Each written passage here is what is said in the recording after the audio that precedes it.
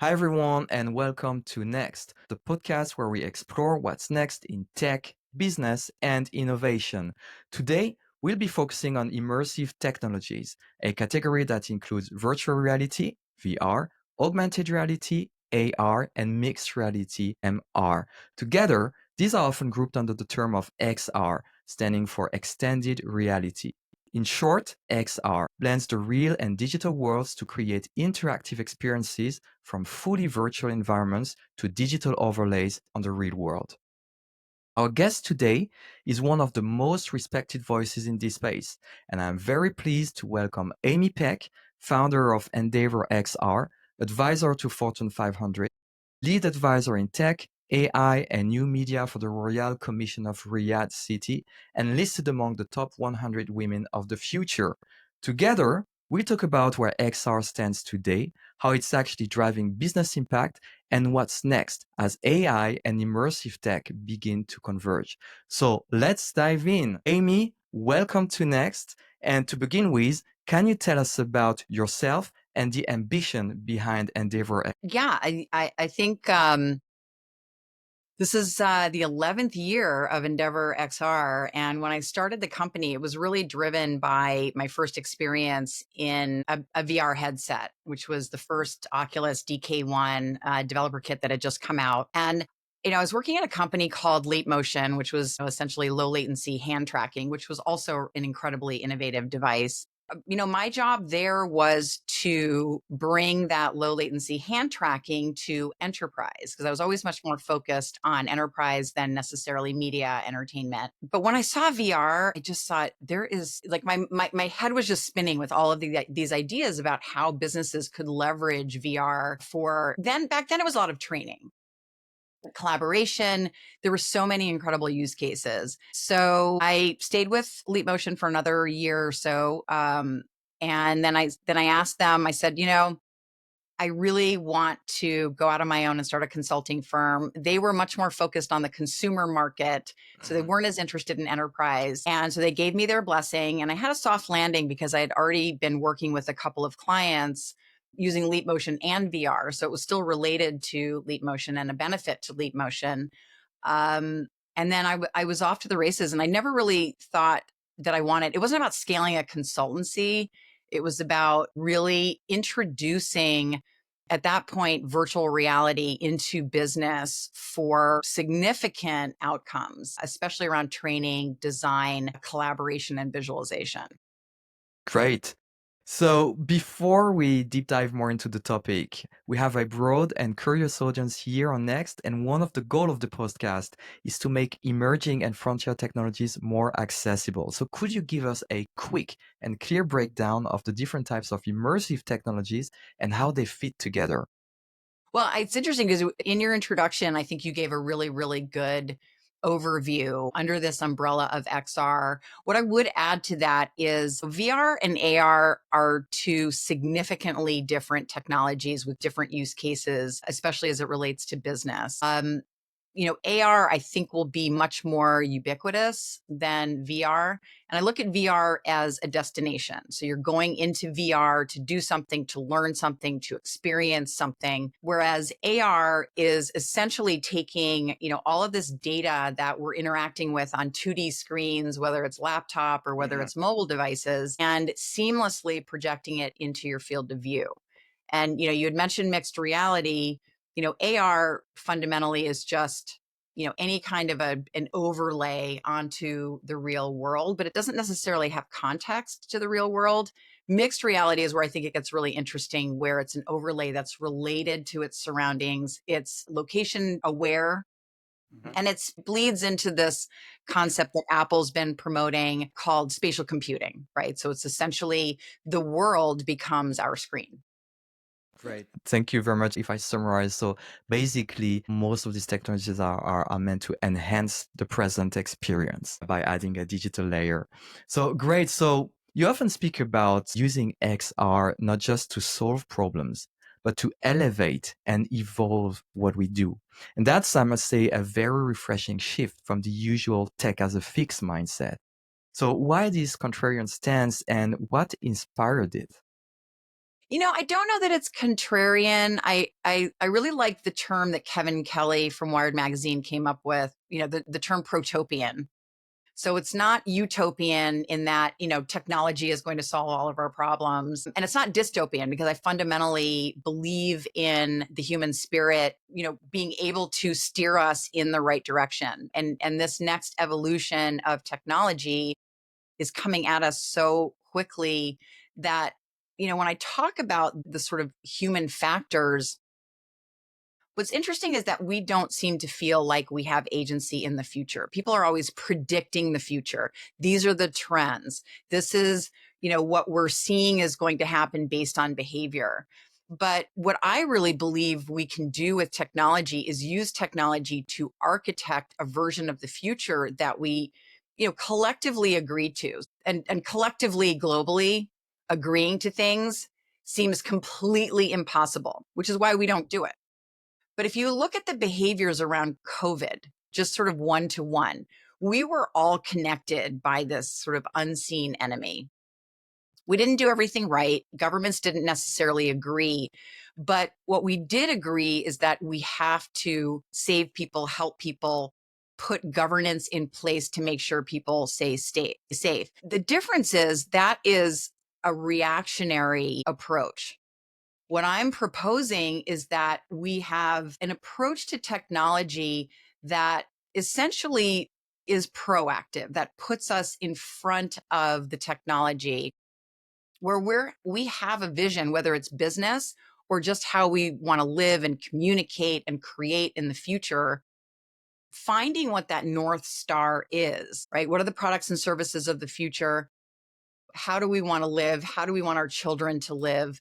And then use that North Star to use technology to kind of pave the way to that particular future. So, I don't believe that there are individual futurists and they're just science fiction writers. And those are basically the people that are responsible for shaping what we do in the future. We're all futurists. We all have a vision of what we want. It's just not a clear vision. It's not fully mapped out. And then we're not designing our lives in a way that I think we do have the power to do. I think it's our belief systems that are standing in the way. It's very, very interesting. And I think that notion of having a North Star and a vision will come back in the discussion as we talk about how these technologies can be used in a corporate environment to drive business. So, talking about this, many leaders are currently under pressure to do more with less. And in this paradigm, XR still feels like a nice to have. Can you share real examples where XR drove measurable business impact, either in productivity, revenue, or customer experience? Yeah, and it does actually improve all of those areas. It is expensive to put into environments and to integrate into legacy systems. But the interesting thing, especially around, I'll give training is just one example. The ROI is almost always double digits. In fact, when I started my company, I used to joke that I would bet my fee that my clients would see a double digit improvement on whatever the outcome was meant to be. And I never had to give back my fee. So that's a good sign. But the training, you get double digits improvements. You get not only improvements in getting your workers to proficiency more quickly, the retention is better. And then, you can do training in a virtual environment and use a lot of those same assets as overlays in a real environment, let's say for a manufacturing line, for example.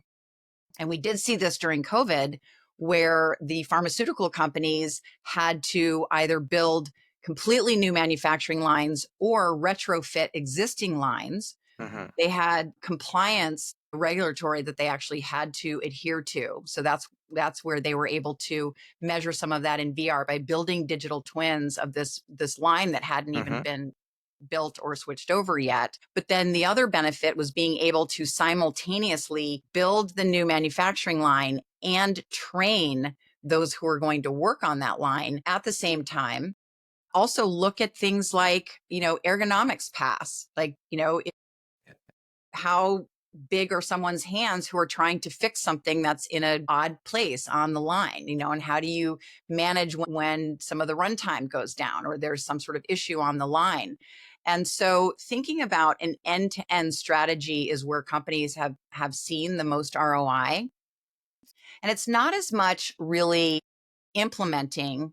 We know the ROI is there. We know what the best use cases are. It's about creating that environment where you can bring these devices in, you can manage them, you can get them up on the network in a secure environment, and then you can train your team to be able to deploy them, right? Because there are multiple steps, but it's it's what I say about digital twins as well, right? You build it once and then you deploy it across multiple use cases. And the devices are definitely a barrier. That's one of the biggest challenges. Maintaining the devices, as I mentioned, making sure they're secure up Mhm. on your network, and then making sure people are using them properly because they are somewhat delicate and there are safety implications. Yeah.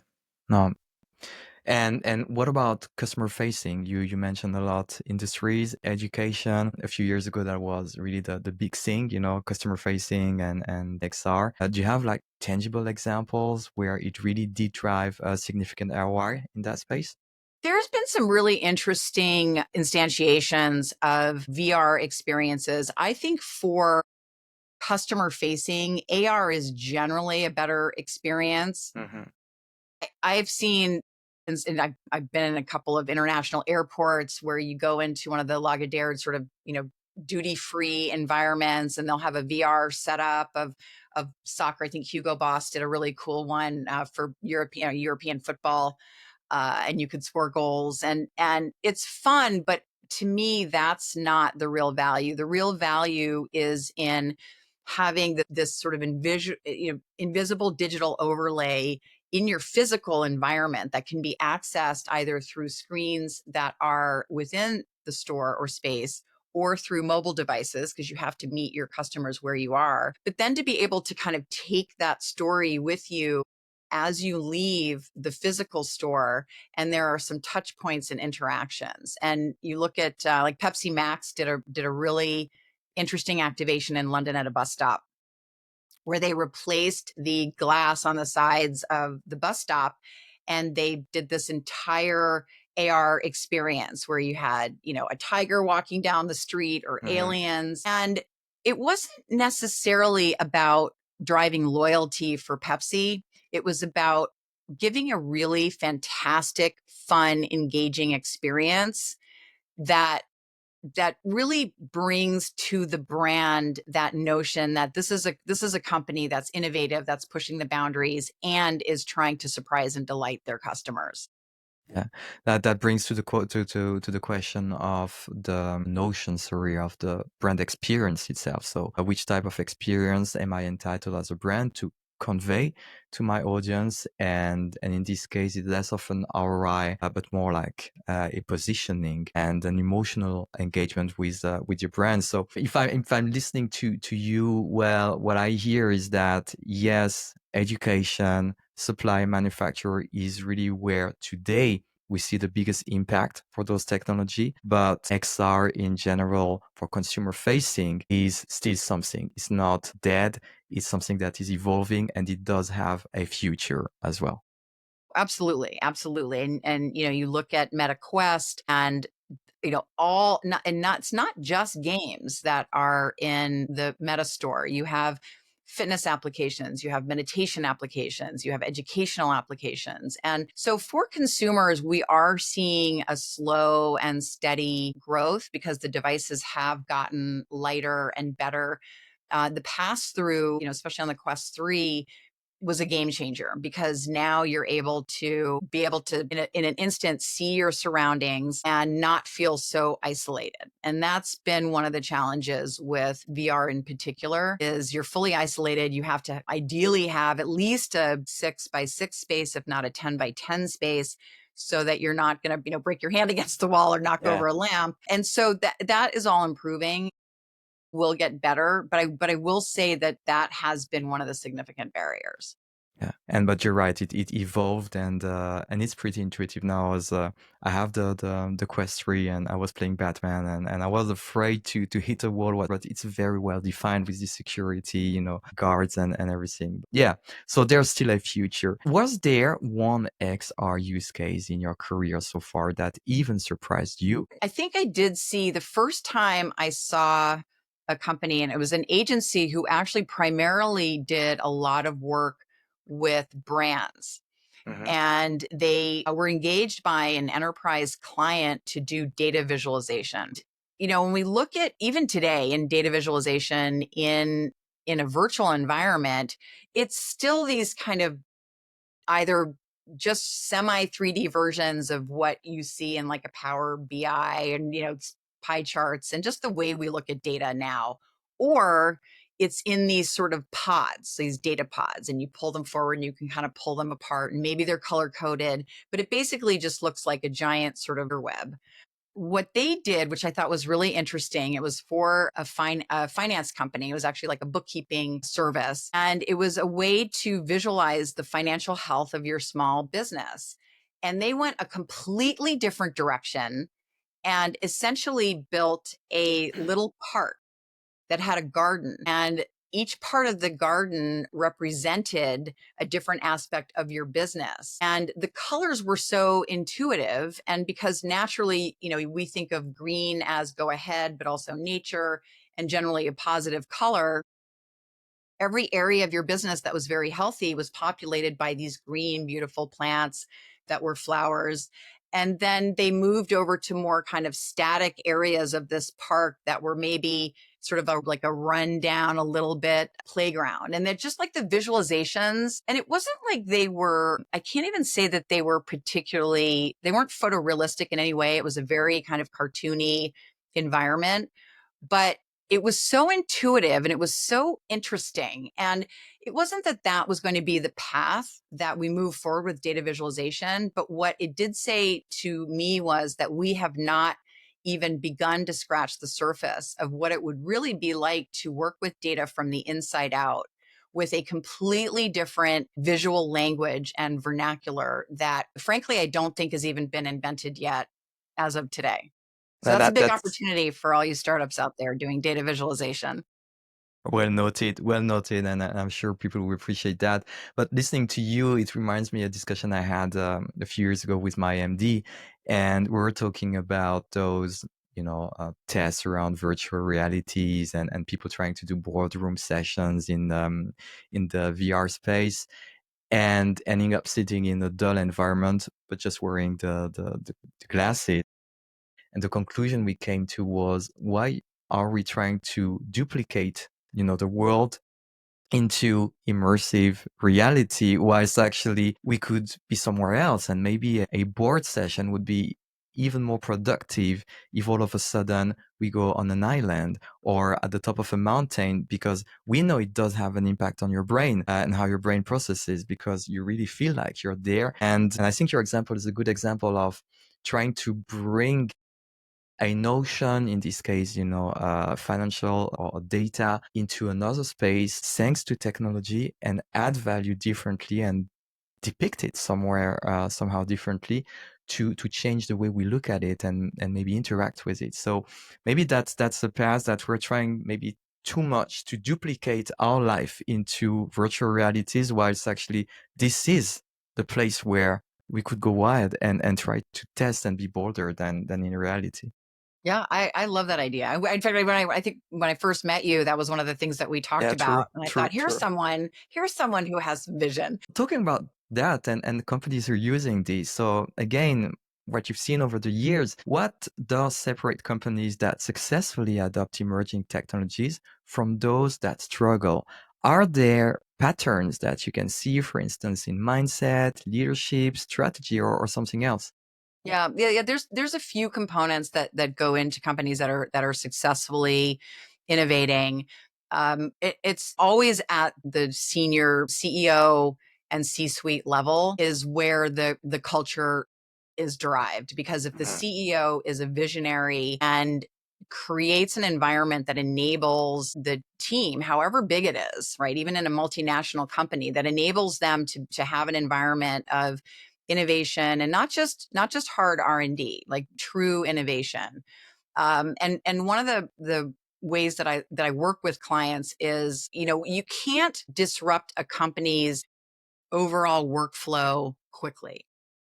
They have, investors, they have quarterly reporting. So um, there's a status quo that you have to maintain with incremental growth.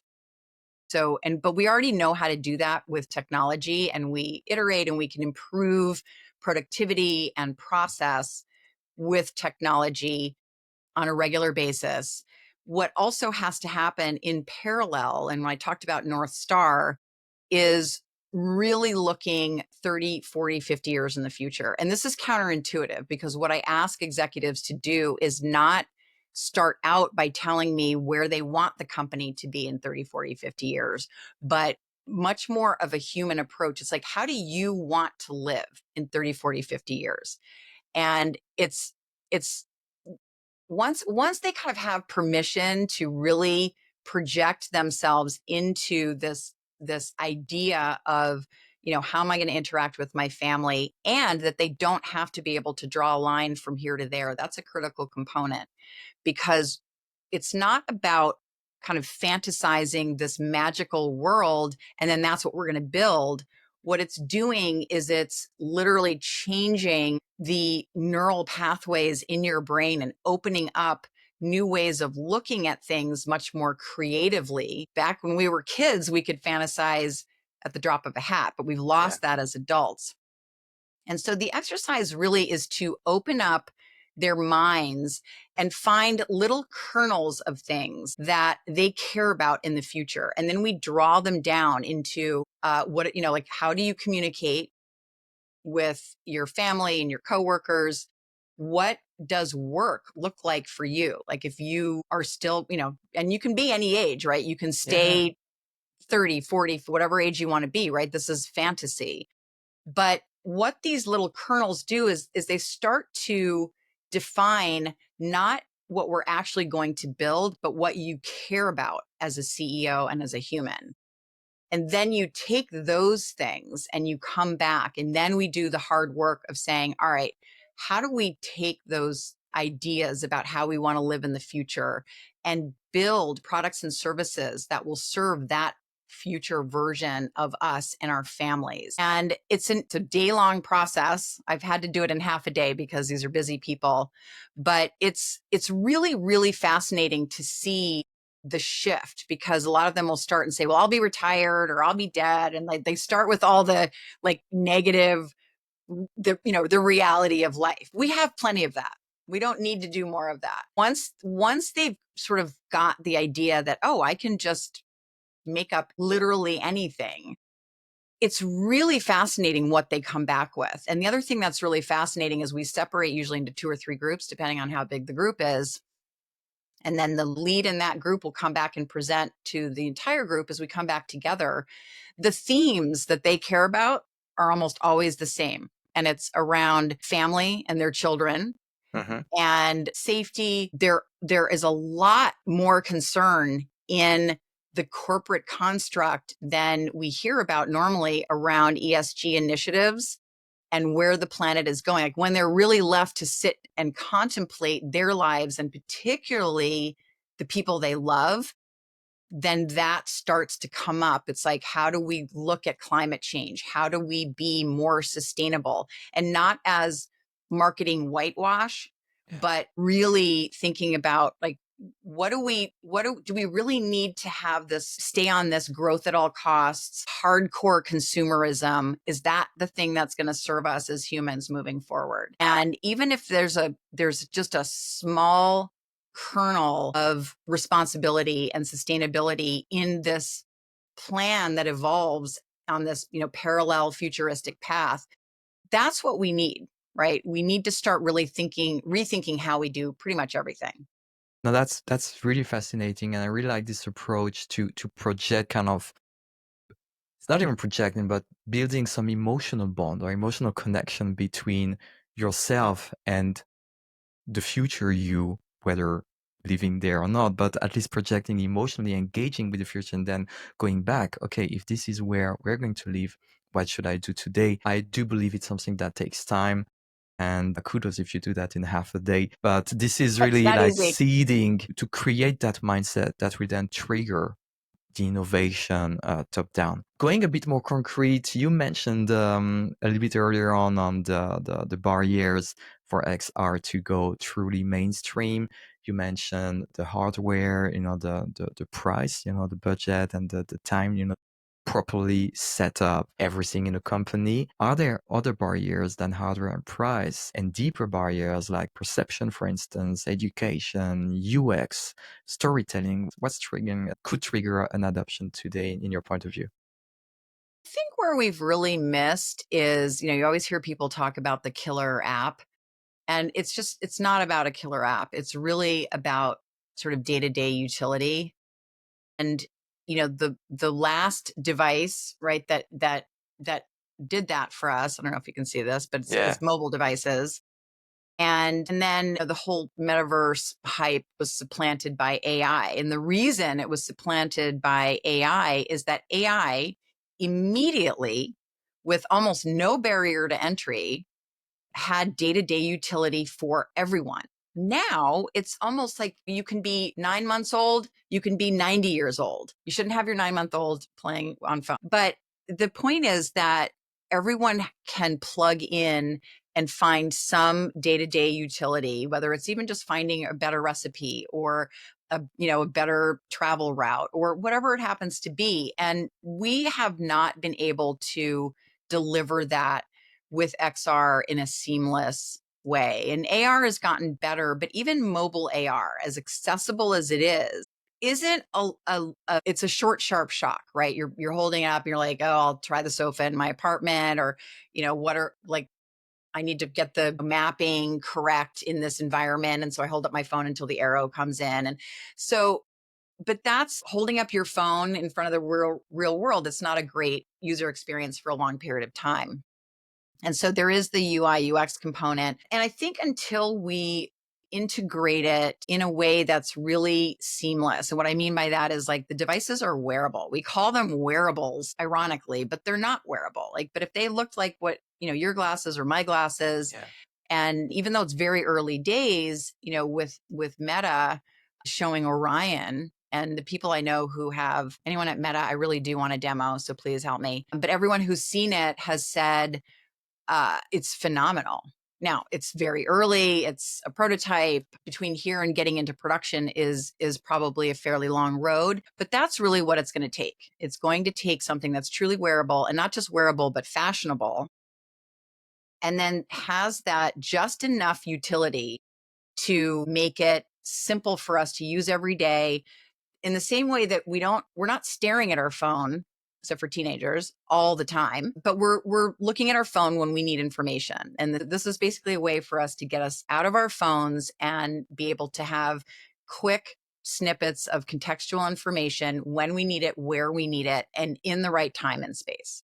No, it's I fully agree, and I think when you talked about the North Star and the workshop that you're doing to project yourself, I think these are the way that will unlock that utility that will really bring those things mainstream together with, of course, the hardware. We had in a former episode Nicola Borsato from DeepSight, also working with AR. He was saying the same. We need glasses like these, that are fashionable, easy to wear, easy to use, and that's gonna trigger mass adoption. We talked a bit about the future. You mentioned AI several times. That a good segue to my next question. In a world now that's accelerating through AI, how do you see XR evolving in the next 3 to 5 years? And what new intersection are you excited about? I mean, I'm very excited about just the ability that, the AI enables to kind of create these digital realms, digital assets so quickly. And even to be able to generate and, correct code bases. I mean, there's so much utility that's coming at an incredible speed with AI. And it's, again, I'm not even looking at, like, AI is just a better technology. It's not, it's an enabling technology that will cut across all other technologies to ideally help us accelerate how we build better headsets, how we create better environments, how we're able to really also from a creator standpoint. I know we talk about the creator economy, but everybody is a content creator to a degree. Mhm. And the more tools that are out there, and this is also where AI comes in and simplifying that process, where we are literally able to take what's in our heads and with a little bit of effort just manifest it in a digital realm. That is incredible, and we're just scratching the surface of where that's going to go. On the practical side, we've been using AI obviously for decades in heavy industry, especially with closed loop optimization, where you're able to really consistently monitor processes with AI and find areas of improvement. And that's all just going to get accelerated. And I think even the way we build devices, we're going to have breakthroughs that are driven by, simulating some of these design passes and digital engineering with devices, and hopefully that will help us get to an unlock much faster than we've been able to do over the past decade. For sure. So we are getting to the end of this episode. One final question to you, Amy. If there's one message or insight that you want our listeners to walk away with about XR future, what would it be? I would say learn about all the technologies a little bit, not just XR. And in thinking about XR, maybe think about it as, so instead of these individual technologies, really a spectrum of reality.